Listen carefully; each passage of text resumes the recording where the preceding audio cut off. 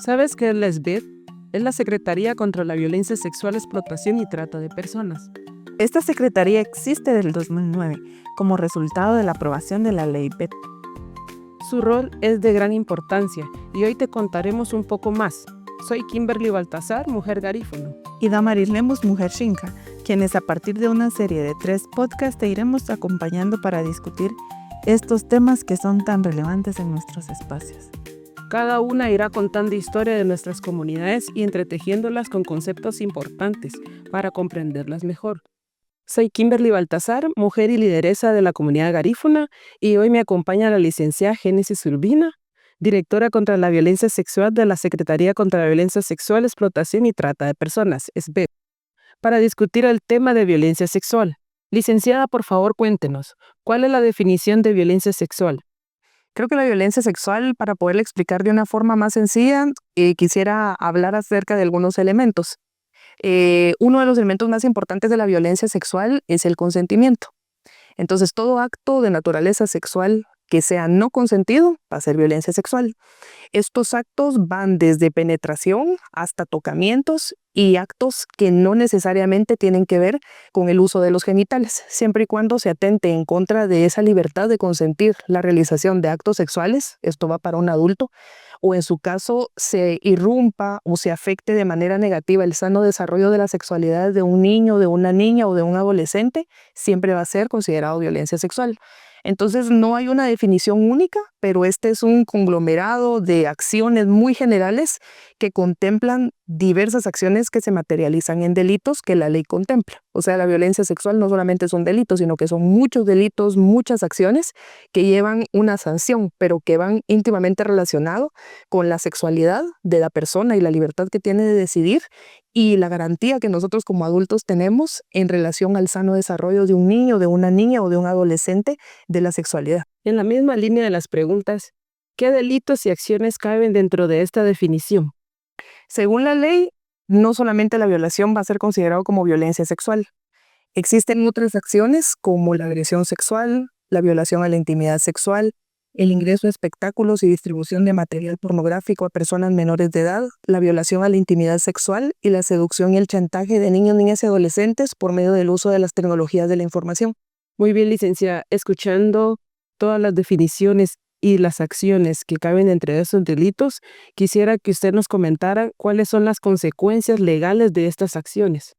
Los delitos de violencia sexual lo que buscan es castigar a través de la prisión. Una persona que comete un delito que atenta en contra de la libertad de una persona para disponer de su sexualidad o en contra del sano desarrollo de un niño, de una niña o de un adolescente en su sexualidad, siempre va a tener como consecuencia una pena de prisión. Depende del delito, va a ser distinto. Tenemos delitos que tienen penas relativamente bajas, como el delito de violación a la intimidad sexual, y tenemos delitos con penas que sí son bastante severas, como el delito de violación. El límite máximo que establece la ley de manera, digamos, clara, son 12 años, pero esos 12 años se pueden ir incrementando según cuestiones que se den en los casos en concreto. Por ejemplo, si se utilizan drogas, se incrementa la pena. Si la persona que fue violentada es una niña o una mujer y resulta embarazada, se incrementa la pena. Si es un papá o un familiar cercano, alguien que se dedique a su cuidado, en todos estos casos y otros que la ley establece, esa pena que en algunos delitos llega hasta los 12 años, se puede ir incrementando en ciertos porcentajes. Entonces tenemos un límite mínimo y un límite máximo, pero las condiciones propias del caso en concreto hacen que se puedan ir modificando todas estas sanciones hasta imponer un límite que va más allá de los 12 años de prisión. Y es importante decir que en estos casos no existe opción de que la persona salga, o sea, no existe la opción de que la persona pague y va a estar fuera, sino que una vez cometió el delito y es señalado como responsable, va a ser privado de libertad. Gracias, licenciada. Ahora procederé a leer una historia sobre una situación que ha sucedido acá en la comunidad. Después de la historia, le quisiera hacer algunas preguntas. Livingston, conocido por su rica cultura, belleza natural y ambiente festivo, esconde una realidad preocupante. En este municipio, donde las discotecas superan el número de las escuelas, se han reportado casos preocupantes de violencia sexual. Algunas víctimas han denunciado situaciones donde personal malintencionado colocan sustancias en las bebidas para después cometer agresiones sexuales. La situación se agrava por diversos factores. las considerables cantidades de establecimientos nocturnos, la falta de supervisión adecuada y la normalización de ciertas conductas de riesgo. Primera pregunta, ¿qué delitos de violencia sexual se pueden identificar en estas situaciones? Bueno, de hecho, con esta historia que me cuentas, creo que de todos puede haber. El estar expuesto a un espacio sin supervisión, sin control, donde pueden circular libremente cualquier tipo de sustancia que nuble la facultad de decidir o el libre consentimiento de una persona, da pie a que puedan haber distintos delitos. Podemos hablar desde lo más grave, que es una violación, que sería una de las acciones que identifico que pudieran ocurrir y para las que lamentablemente sí es una práctica del uso de algunas sustancias. Podríamos hablar también de la agresión sexual, que a diferencia pues de la violación que no lleva la penetración, pues también atenta en contra de esa libertad de decidir y de consentir actos de naturaleza sexual de una persona. Podríamos hablar también del ingreso a espectáculos de naturaleza pornográfico a personas menores de edad, tomando en cuenta que son espacios donde se normalizan ciertas conductas y no hay supervisión. Cualquier persona menor de edad pudiera entrar a un lugar de esa naturaleza y presenciar espectáculos de naturaleza sexual que no son adecuados para la edad de un niño, una niña o de un adolescente. Podríamos hablar también de violación a la intimidad sexual. Estamos hablando de una serie de conductas en las que una persona incluso pudiera estar expuesta a que se tomen imágenes de su cuerpo desnudo o tal vez no desnudo, pero sí de naturaleza sexual, que después sin su consentimiento puedan ser circuladas, comerciadas, difundidas y eso atentar no solamente contra la sexualidad, sino también atentar en contra de su dignidad como persona. Podemos hablar de exhibicionismo sexual, que es otro delito también de violencia sexual, en el que puedan haber por parte de personas menores de edad que se presencien actos o que se presencien cuerpos desnudos. O sea, dentro de un contexto de esta naturaleza, todos los tipos penales o todos los delitos que se refieren a violencia sexual se pueden dar. Y no solamente en contra de personas mayores de edad, sino muy particularmente en contra de niños, niñas o adolescentes. Licenciada, en este mismo contexto, quisiéramos saber si alguien es víctima de este tipo de violencia, cuáles son los pasos inmediatos que se deben seguir.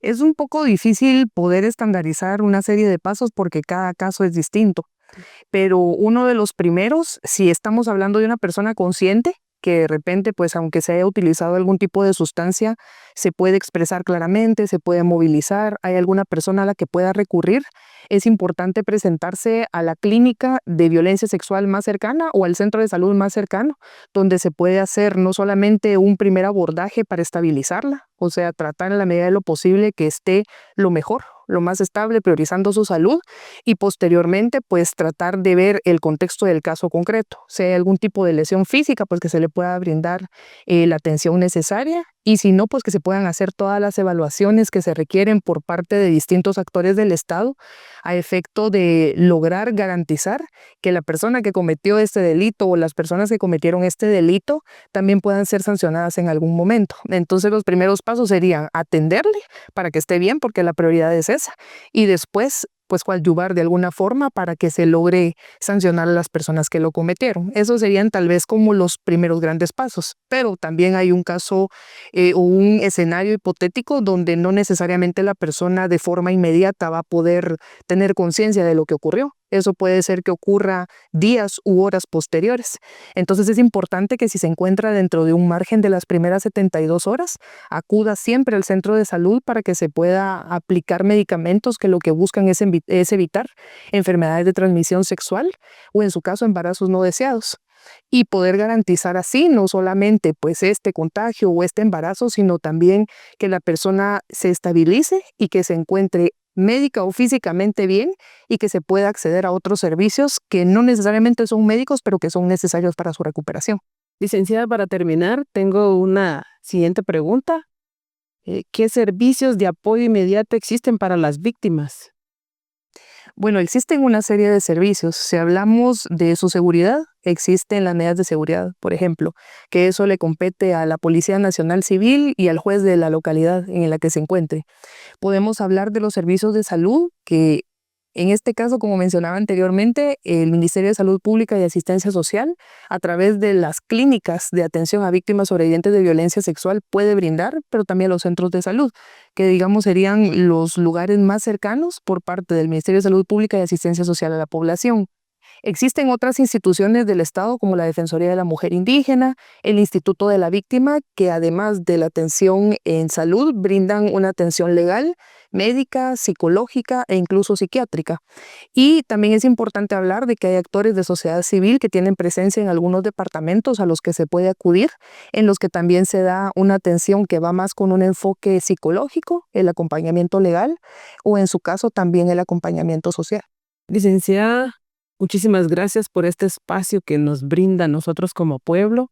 En especial las trenzadoras, el colectivo de trenzadoras de la Sexta, estamos muy agradecidos con usted por la apertura que nos dio, por el espacio de que podemos nosotros hoy en día poder empoderar y saber la ruta de denuncia para que nuestras compañeras puedan dirigirse si pueden sufrir alguno de estos tipos de violencia sexual. Muchísimas gracias. Seremen.